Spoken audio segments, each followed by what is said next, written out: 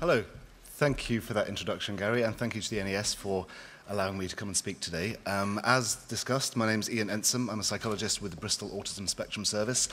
And today I'm going to talk about specialist teams, because specialist teams, I guess, are kind of flavour of the month at the moment. Everyone's told we've got to have one, which is great. The trick is having one that is correct and doing the right sorts of things. So if the title seems a bit provocative, that's because it's supposed to be. What's the point of them? What's the point of specialist teams? Because they're going to be expensive and difficult to get, so we may as well get it right. So, I apologise in advance. I speak very quickly. I do try not to. No doubt I will speak very quickly throughout this because there's a lot to talk about. Hopefully I won't become incoherent, but I warn you of that in advance. I'll try to slow down, but we'll see how that goes. Okay, so this is how the next 40 minutes roughly of your lives will sound.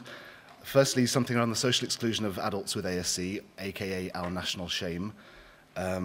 Quick thing about the policy context, because I guess that's hopefully familiar to most people in this room, but it bears repeating, I guess. Then the questions, what should specialist teams look like? What should they look like? There's various ways of doing this. And then, more crucially, what should specialist teams be doing? Then a quick example, us, the marvellous Bristol Autism Spectrum Service, just what we do, what we look like. And then some reflections on where we're at. We've done a bunch of things to date, and I'll talk through some of what we've done. It depends how much time we've got, and just some reflections and some learning points, I guess. And then the point of the talk, really, what's the point? What's the point of us, of specialist teams? And then present a few ideas about that. Okay, so without further ado, some fun facts for you all. Overall prevalence, as has been discussed, 1%, thanks to Terry Brewer et al. 1.8% of men, 0.2% of women. I suspect, of course, we're under-diagnosing females, but that's a whole nother talk. But 1%, I'll come back to that figure at some point soon, because that's really quite a lot of people. Historically, many adults with Asperger's, as we know, are undiagnosed. The chances are, if you're 30 plus, you won't have a diagnosis unless you've come into contact with one of the regional centres or you've been in the criminal justice system or somehow got into mental health services. Chances are you're undiagnosed. So there's all sorts of problems that come from that, not least of which being, in terms of developing services, there's a lack of local prevalence data. And so commissioners, even if they wanted to commission services, which increasingly they do, find it very hard to do that because they haven't got the information, demographics, at their fingertips. So that's a kind of an issue. And the point there, adults with ASC are amongst the most socially excluded people in this country, which is a terrible thing, obviously, and it's still the case. I mean, it's been the case 3 years ago when this activism around the strategy was sort of started. It's still the case now, unfortunately. In terms of this question, what do people with autism need, which is the subject of much hand-wringing and gnashing of teeth in focus groups and consultations all over the place, I think we overcomplicate this, to be honest with you. What I think people, just my view, people with autism need is a job if they want one, a nice place to live, enough money to live on, friends and partners if they want them, essentially access to the same range of opportunities as everyone else takes for granted in this country of ours. Obviously, though, there are significant obstacles to this still. And I think this is hopefully touched on this slide, the social exclusion of adults with autism, this awful situation that persists. If anyone's heard me talk before, this is something I can talk about at great length. I'll try and condense lots into this one slide, so I shall probably be quite rapid with this. The idea of double exclusion, that if you've got autism, you're going to have the same levels of stigma and prejudice that you get if you've got any other kind of disability. Physical disabilities, learning disabilities. Now, of course, autism is to an extent a hidden disability, but it's not that hidden, is it? Because people are very good in life at spotting difference. People are very good at doing that and then excluding people on the basis of this. So if you've got autism, you're not going to always be behaving in the same ways as everyone else and doing all the same things. That's going to mark you out and you're going to get all sorts of discrimination. In addition to which, by its very nature, autism can be very socially excluding. It's a profound impact on a person's ability to form and maintain relationships with other people in this world, which is key to success in the lives we live. So this idea of double exclusion, if you've got autism, you're caught in the sort of double situation. Health services, in terms of exclusion, this is something which a lot of people have talked about. I'll quickly whiz through it. That essentially, beyond primary care, the main silos by which secondary care is delivered is learning disability and mental health. And there's no surprise to who falls between the gaps of those two things. That will be adults with autism, especially adults with Asperger syndrome. If a person with autism does somehow manage to get into health services, by hook or by crook, then the likelihood of them receiving a decent service, I'd say, outside of the CLDTs, I think the LD services, who I think have got where the experience is in the health service, it's located in LD services because they've had to take people with autism for years. I think there's a lot of skills around management. I think less so about diagnosis and assessment, but certainly ongoing management, because the figure is about a third of CLDT, community learning disability caseloads, is generally people with autism. So there is some competency there, but in mental health services, very, very little. I'm constantly amazed by the lack of skills and knowledge amongst even very experienced CMHT staff around how to manage and deal with a person with autism. So the point there is, if you happen to get into services, the chances of you getting a decent services are pretty minimal, I would say. The same applies to social care. Now, social care can't exclude you because you've got Asperger's syndrome. Everyone's got a right to a community care assessment. But again, the chances of having an assessment that's any good and a care package developed that's actually fit for purpose is minimal, I'd say, because social workers are really not trained in how to work with people with autism. That's the reality of it. So, big problems you're facing dealing with the sort of monoliths of service provision that we have in this country. Employment is talked about a lot and is a hugely significant thing for us. Just quickly, the idea is that 15% of adults, isn't it, with full-time employment who've got autism, which is a shamefully low statistic considering what people with autism can bring to the workplace. That's a very difficult situation, especially in these times. The idea also, if a person with autism does get a job, they tend to be a job way below the level that you could reasonably expect, considering the person's ability, and also to earn a lot less than the typical population. These are both horrible things also. And housing. The cliche is with housing, the person with autism living with parents well into adulthood, and then those parents becoming older and worrying what's going to happen when we become too old and infirm to look after this person. Now, that's a cliche. There's no doubt people with autism, of course, who don't live like that, but the cliche feels true, that we see a lot of that in our service. People living with parents well into adulthood, and that's probably not okay. So, the social exclusion of adults with autism. A quick whistle-stop tour. The policy context. The two main things I'll talk about here is the Autism Act, the wonderful, shiny, luminous Autism Act, the first single-issue disability piece of legislation that exists. Very, very key in focusing commissioners' minds around where we are. People heard of this, and they know this is a big lever. It doesn't say very much, does it, apart from the government are going to do a strategy, and the strategy will be followed by guidance which is enforceable. But that's all it really ever could say. It's legislation. It couldn't do any more than that. But that's, for me, had a very powerful impact on things. And I suspect lots of other disability groups are very jealous of our act, because no one else has got one. There was the national strategy, which was lovely. That was a very big document, very heavy on aspirational statements, very thin on shoulds and musts, but of course it was only ever going to be thus. I think some people had some quite naive expectations about what that would deliver. The thing that we were all waiting for, though, was the statutory guidance. And the statutory guidance is a very helpful document, I thought. I read it kind of, thinking this is going to be horrible, because the DH watered down the national strategy quite a lot, so I was imagining the statutory guidance would be like that. But actually, I think it's all right. It's got some key headlines. It sets out the basics for what we should do. And the risk, of course, is people will only ever do the basics. But it feels quite forceful, and it's actually enforceable through Section 7. That's, I think, really helpful. Key challenges, though. When we were discussing this, the Department of Health, around the time of the national strategy, were very clear about two things. One, there was going to be no new money, and people were saying off the record 5 years ago we would have thrown money at this, but we can't do that anymore. So no new money came with the strategy. And their other idea was that the majority of the needs of people with autism should be met within existing services. They had this idea that there's a huge amount out there in terms of architecture for delivering services in the statutory and voluntary sector. People with autism should go there. And I've got some sympathy with that point of view. There are problems with that, though. Of course, mainstream services as they exist, this architecture comprehensively lacks the skills, experience, capacity, and desire, really, to work with adults with autism. They really don't know how to do it. So that's a huge issue. It's all very well the DH saying, well, you've got to go away and go to mainstream services, but mainstream services don't know what they're doing.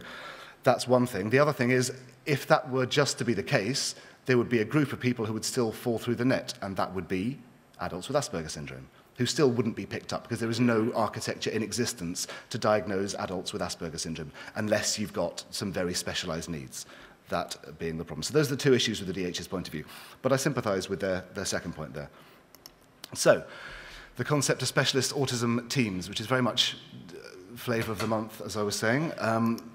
During discussions with the DH around the strategy, there was a lot of resistance we picked up to the idea of creating specialist teams. They really didn't want to do it effectively, and they gave two reasons for that. One was that it was perceived as being very expensive, because they referred to previous initiatives like assertive outreach teams that were launched across the country, like early intervention for psychosis teams. These were perceived by the DH as being very expensive initiatives. Effective, but expensive, and they were very hung up on the idea there's no money, so how possibly could we do this?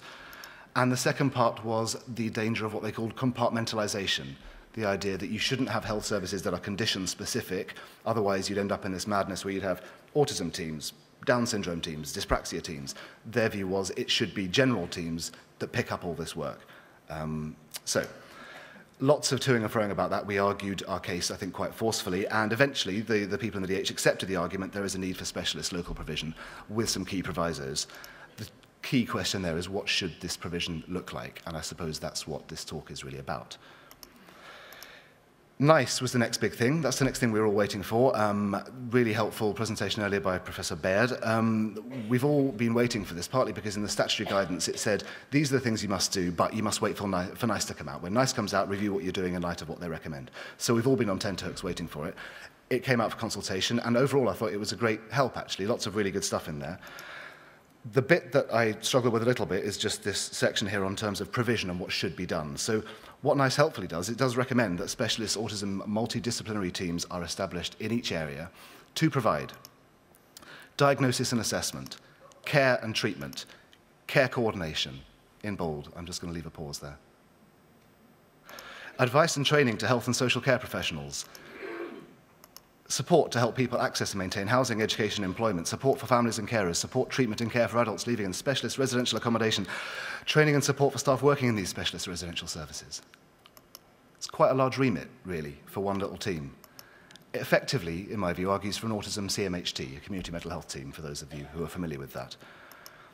Now, in a sense, I think it's great to ask for the stars, aim for the stars, and you might get something less. But that's a really brilliant all singing, all dancing service that we're being asked for there. There's a few problems I've got with that. 3, really. Capacity, funding, and the creation of what I've rather clumsily called an autism ghetto in services. In terms of capacity, what I mean by that is care coordination, the bread and butter of CMHT work, is a hugely time-consuming and complex job. There's loads of paperwork you have to do around it. It's what a lot of CMHT professionals spend most of their lives doing, is filling out paperwork around care coordination. It's a very complex, a very difficult job if you do it well, especially, because there's all sorts more to it in terms of forming therapeutic relationships, doing actual therapeutic work in addition to all the coordination stuff. It's a huge job to do if you do it well. We have to do it extremely well, because we're looking at doing it for a bunch of people who've not received services, people who are not in services already. And also, in terms of doing it well, we have to do it well, because we owe it to people with autism, having had this group not having received services ever. We need to do it really bloody well. So, autism has 1% prevalence. That's obviously the thing I referred to earlier, as does schizophrenia.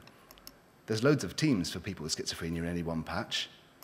The reality is one little team, and that's what we're talking about, one little autism team cannot possibly have the capacity to take on that CMHT-like work for everyone on their patch. So in Bristol, we've got, say, 500,000 people, 1%, 5,000 adults, roughly about 3,000 adults. One little team to care coordinate everybody in that patch. It's just really not going to happen. And the problems you get there is with silting up, and how do you discharge people? How on earth do you deal with the demand? Funding is the other issue. CMHTs are expensive. They're about 400 grand plus. They're really not cheap, because you've got doctors, you've got psychologists, you've got team managers, you've got OTs, you've got nurses, you've got a whole panoply of different professionals. They're really expensive. Commissioning budgets are shrinking. There's no new money. In fact, there's less old money. So if a team is going to be commissioned, if you go and take your business case to your local commissioner, who's already looking over their shoulder to see when the people are going to come and take him to the knackers yard because they're not here for long, if you there come and say, my business case is all this, and we're asking for a team, and how much does it cost? Well, it costs 450,000 quid. If they weren't so tired and exhausted, they'd probably laugh in your face. So if a team's going to be commissioned, it has to be cheap. It has to be cheap, but, this is key, it has to be able to punch well above their weight. They have to have a disproportionate impact on services. So that's the funding issues. And this last point, and this feels important to me as well, if you have a team who are responsible for taking on all the assessment, all the treatment, all the management, all the care, community care assessments, all the everything, then what pressure is there going to be on mainstream services to do anything else? Absolutely, they'll carry on just opting out, because why would they not? And what you then create is this little ghetto, this little tiny compartmentalized bit of the care pathway where all the expertise, all the specialism, all the everything stays in one little bit. That's not helpful to anyone, because what happens if that team's funding gets cut? What happens if they leave? It's really not helpful. Suddenly autism becomes just the business of that service, and nobody else has to deal with it. Now, my view is autism is everyone's business, really, and that's fundamental to our model. So those are my issues with this idea of a functional team that sort of owns treatment and care for people with autism. In the Southwest, we have a different model. The Southwest SHA, prior to their departure from this world, have produced some commissioning guidance published in September last year. It should be on the NES website. I'm fairly sure it is. If it's not, then it will be soon.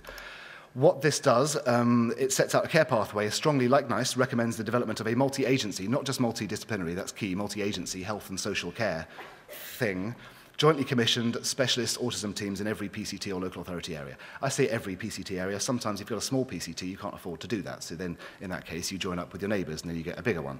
But nonetheless, everyone should have access to a super specialist little resource.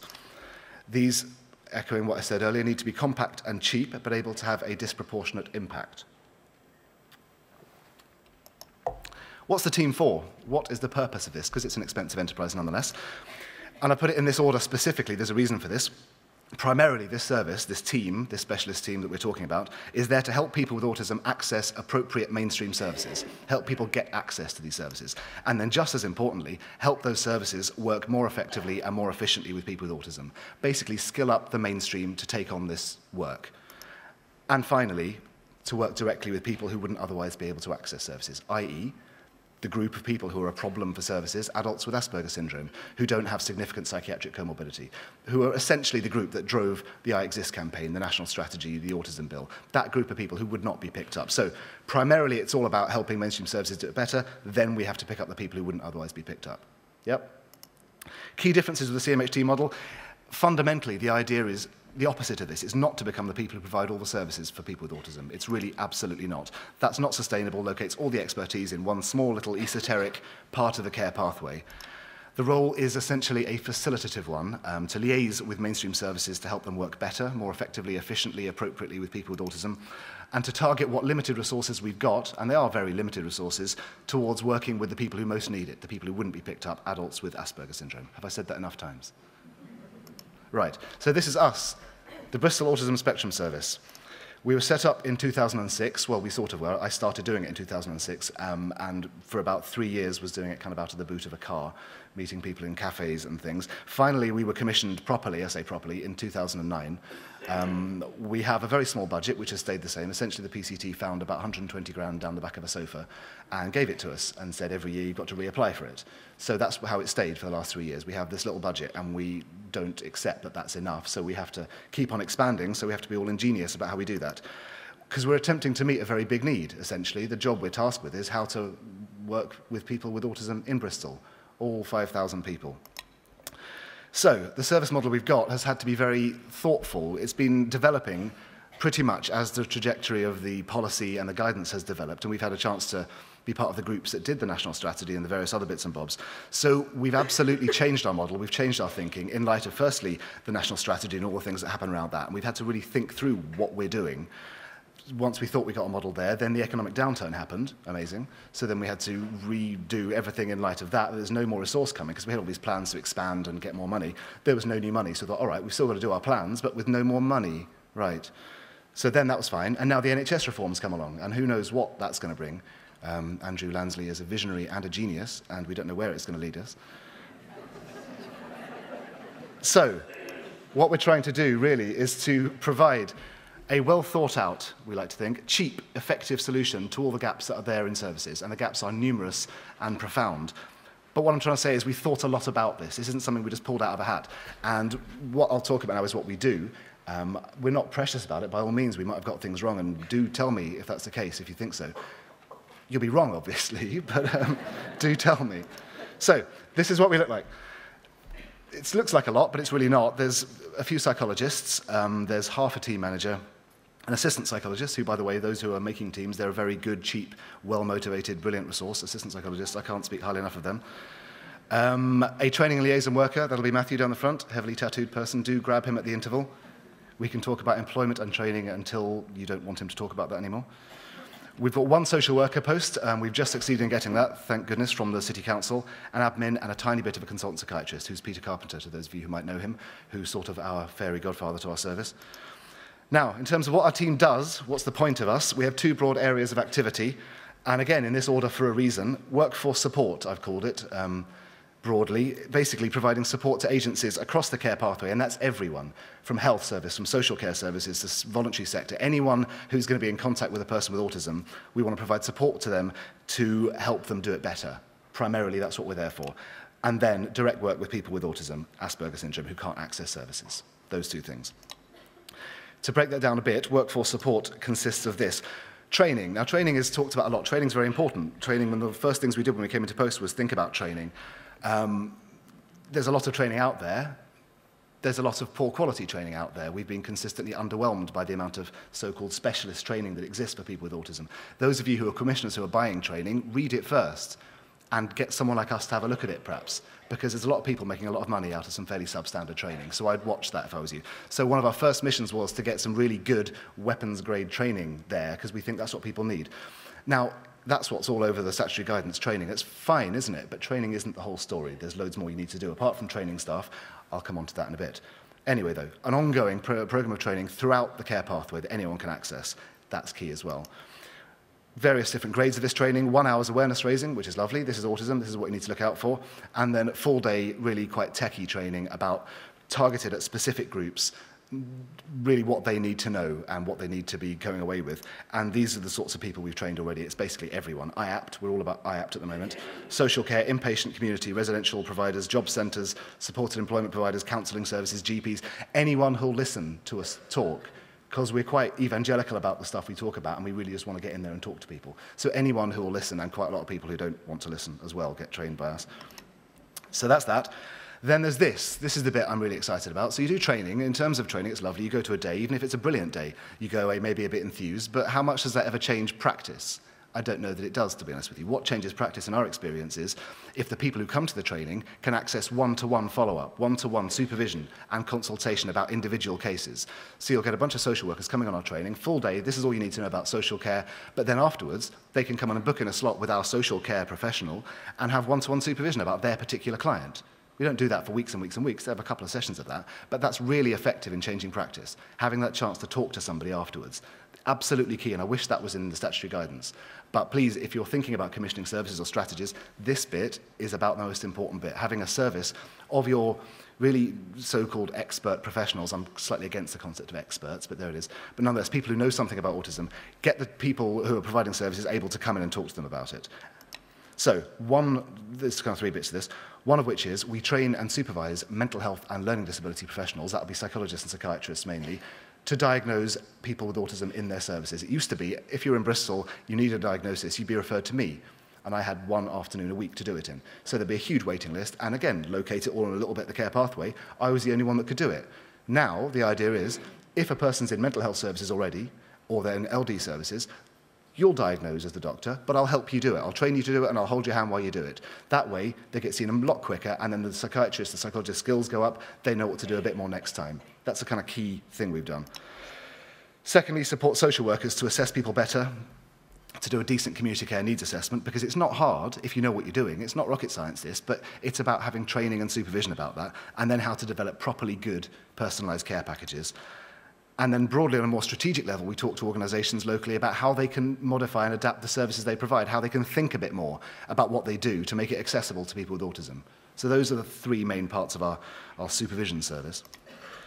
The other thing we do is basically get involved with anyone locally who's doing anything with autism. So IAPT, Job Centre, supported employment agencies, housing providers, whoever's doing anything with autism, we want to talk to you. We want to try and give you any resource we can give you and try and make it so that it's going to work better. So just get involved with anyone locally. So it's a kind of activism kind of base that we have as well.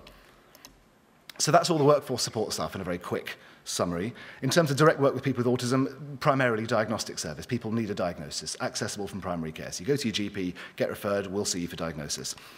Then post-diagnostic support, hugely, hugely important. We're not just saying someone's got a broken leg or flu, you're saying someone's got a very complex lifelong condition. So you need to invest a bunch of time in how you support people to understand that diagnosis. Because it's not one of the better understood conditions in this world, is it? There's lots of myths, lots of misconceptions. So people need good information about what it is, how to deal with telling people about it, what the Equalities Act says about it, what reasonable adaptations might need to be made. So post-diagnostic support is huge. We've written our own package about that, and I'll talk to you about that at the end.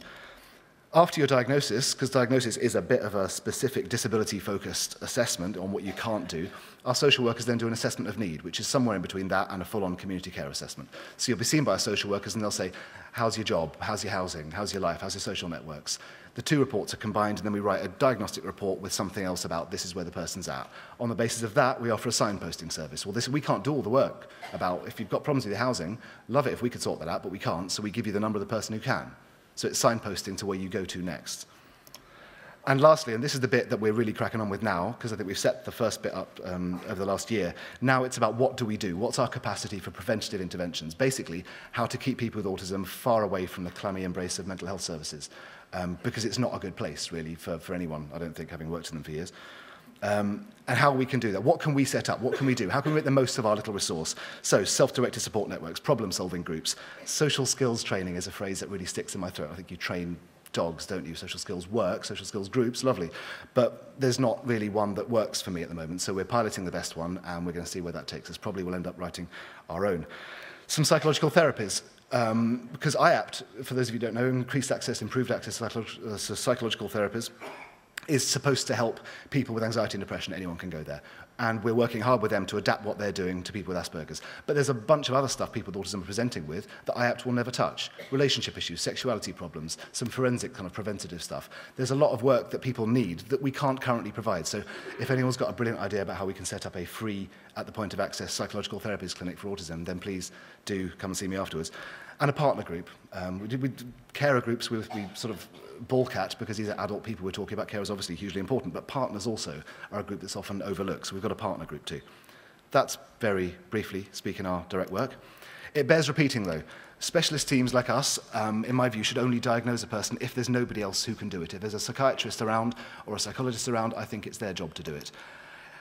It's our job as a specialist team to help them. Same with social care. You do the core assessments, you do the community care assessments, you do the diagnosis, we'll train you and we'll hold your hand to do it. And people really like that in my experience. I've been asked, do you get resistance from sort of psychiatrists and psychologists saying, well, we don't want your help, you should do it. Actually, they treat it as a really good learning opportunity and people find it really valuable. So that's worked really well for us.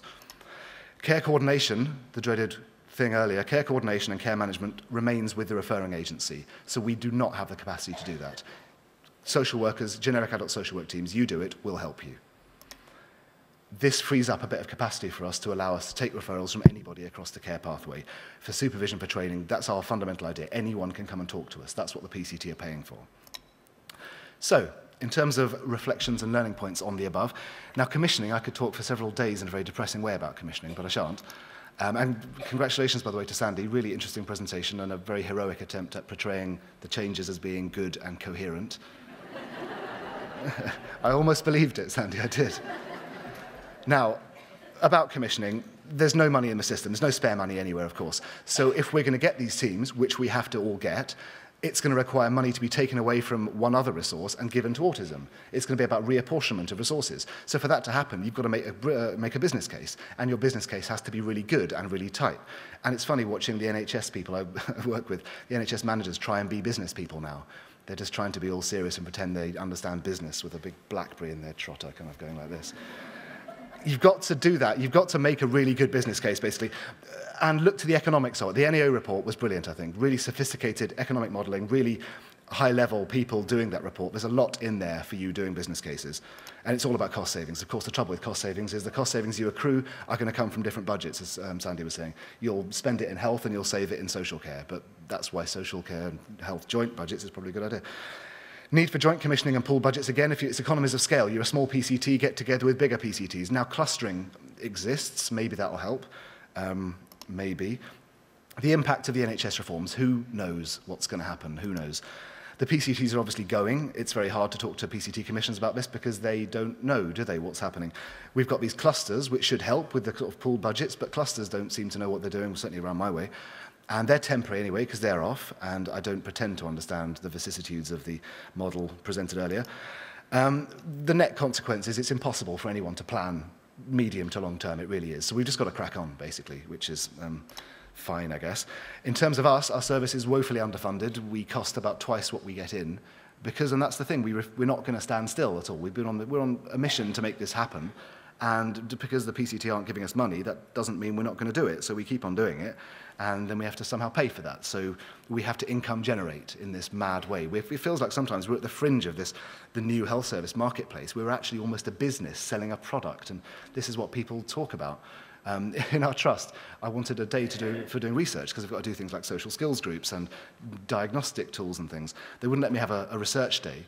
But then when I came back and said, what I want is actually a product development day, because it's all about products these days, you should have seen the look on their faces. They're like, brilliant, awesome, yeah. So now I've got Product Development Friday, is what I have.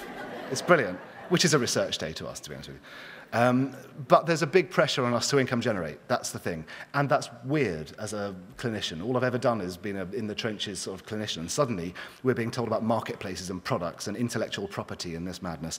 That has an impact on what we do and how we think, because we have to sell diagnosis at the moment. We're in danger of becoming one of the things that was the enemy when I started this up, which was the idea of these big, expensive diagnostic centres that people have to be sent to out of area. For me, it's about local diagnosis with loads of local follow-up and a good care pathway locally. And we find ourselves in this weird position of having to sell diagnostic assessment, which makes me very uncomfortable. But we have to do it. And you have to be very wary of not taking your eye off the ball of what you're supposed to be doing. So it's a funny one for us to work out that. Another little thing on autism partnership boards. We talk a lot about these. Aren't they great, autism partnership boards? Here's a question. Are they toothless talking shops, preaching to the converted, completely pointless, or important drivers for change? Discuss. It does depend on the area, and no doubt there are ones that are being very effective. For me, there's a lot of talking going on at these things, and it's just a bit maddening. It's like, can we just not do it? Now, in Bristol, while we've been doing all this stuff, in terms of provision, our Autism Partnership Strategy Board group has been sitting and has spent a year writing their own strategy, which they're now putting out to consultation. It's like we've already got a strategy, the Statutory Guidance. That's what it is, that's what we've got to do. Why don't we just do it? But no, the groups run on strategies and this and that and the other. I get quite frustrated with these. And in terms of the self-assessment tool, when people fill out what we've been doing on our Autism Partnership Board, if anyone's looked at the results of that, hugely disingenuous responses from everyone. Yeah, we're doing loads, we've got this, we've got that. Have you? What have you got, actually? What's the difference that's been made? So there's a lot of talking, and I find that very frustrating. So yeah, that's commissioning. In terms of diagnosis, we're hampered in lots of ways by the lack of any kind of evidence for this. I think Professor Baird's talk was illuminating on that. I imagine it drove NICE absolutely mad, the lack of research in this area about tools that we're used to taking for granted as being effective. Now, it may well be they are effective, and the lack of evidence doesn't mean they're not effective. It just means we can't prove it. But it must be very difficult for NICE, it must have been very difficult for them to do anything, really, because there's no proof. And that is tricky, really, isn't it? The NICE recommends, in terms of screening, the AQ10, which surprised me. I wouldn't have expected that. But there it is. We're piloting the RADS. I quite like the RADS, if anyone's seen it, the RIPVO scale. It's a very new thing. They have wild claims for its specificity and its sensitivity, which hopefully are accurate. But it feels good to me. I quite like it, so we're going to start piloting that. Right, lack of good diagnostic tools. The NICE rather politely said the evidence regarding validity and reliability is limited. Right, 5 minutes then you've got left. Difficulty assessing females, obviously, it's a very difficult thing to do, difficult clinical presentation, that is another talk. We've got a lack of referrals from BME groups, that's an issue for us, we need to sort that out. And the reality of this is diagnosing developmental conditions in adulthood is just not straightforward, essentially, at all. Quickly, I need to rattle through this very fast. Post-diagnostic support is very important, hugely important for people, as discussed. It's often missing. There's nothing off the peg. We've had to write our own one. In about 6 months' time, we'll have it to a point where we're really happy with it. Already, I think it's good. But if you contact us in a while, I'm sure we can probably share that with you, and we're quite pleased with it. Reflection so far is how much people enjoyed it, really did enjoy the process of it, the usefulness of the shared experience, some tips on how to do it, basically the crucial importance of providing detailed information about what's going to happen next. This is how it's going to be, this is how the sessions are, this is where it's going to happen, that level of detail, having a structured closed group with facilitators who know what they're doing and presenting material verbally, written stuff. I mean, just good autism practice, basically. But with that in place, people really enjoyed it, we found. Social care, very quickly, one post for the entirety of Bristol. LD social work teams have now taken responsibility for working with adults with Asperger's. They've given it to that group, which for me is fine. They're the group, I suppose, who've got the most knowledge. They're the best team for the job. The social workers have been very receptive to training and supervision. The requests we've had from them have mainly been around how to do a good community care assessment, how to develop support package, and interestingly, how to evaluate these expensive out-of-area care that people get sent to. Now, we've worked, all of the people in our team, for an independent sector provider. And I really quite enjoy that bit where you go to the so-called specialist providers, wherever they might be in the country, charging £4 a week for a package, and just ask them what you're doing then. What's so specialist about you? And if you scratch the surface, you often find, well, not a great deal, actually. So that's quite a lot of fun doing that. Signposting is something, so this is just one point about signposting.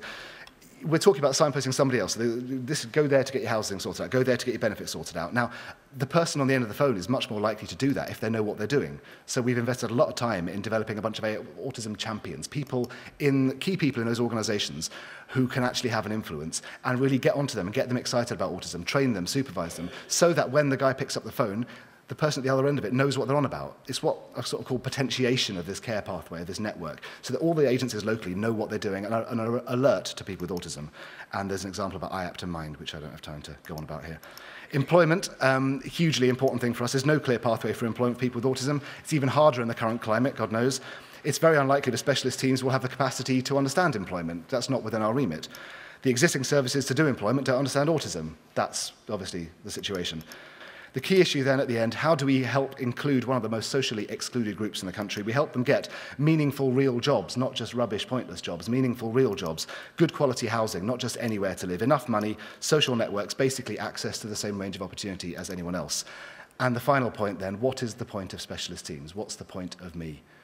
Well, to help, cajole, motivate and blackmail mainstream providers, statutory and voluntary, to make their services accessible and appropriate to people with autism. If you don't have a specialist team, this won't happen. Simply, it just won't. Teams need to provide way more than diagnosis, and if they're just doing diagnosis, then don't be so happy with yourselves, because there's loads more to it than that. Basically, the role, in my view, of a specialist team is to make the local care pathway work for adults with autism. And that's all I've got to say. Thank you.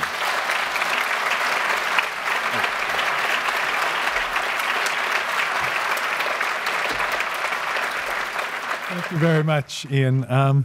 We have time for a couple of questions before lunch. Yes, go ahead. Thank you, Ian. Julie Crocombe. First of all, thank you for keeping your promise and talking very quickly. No worries. But I did follow it. Yeah, just conflict of interest. I'm a member of the Guideline Development Group for the NICE Guidelines. And I suppose I just wanted to get across that the multidisciplinary teams recommended in NICE aren't meant to be all things to all people. They do say specialist diagnosis assessment, specialist care and treatment, and I think the intention is that they will be sort of disseminating good practice down to other teams, because, you know, totally take your point about capacity and ghettos. So the document's been out to consultation, it is being rewritten, but I think, you know, they aren't meant to be, you know, the sole provider of services for people with autism. There is meant to be sort of generic inclusion as well. Yeah. Thank you, Julia. Yeah, that's really helpful, I think. And I suppose if there's anyone such as Julia and Professor Baird in the room who is doing NICE, please take the bit of care coordination out and please say that in the guidance, because people will interpret them literally and they will just think, they won't think this through. So if there can be a sentence in the final guideline that says that, that would be lovely. Thank you. Over here.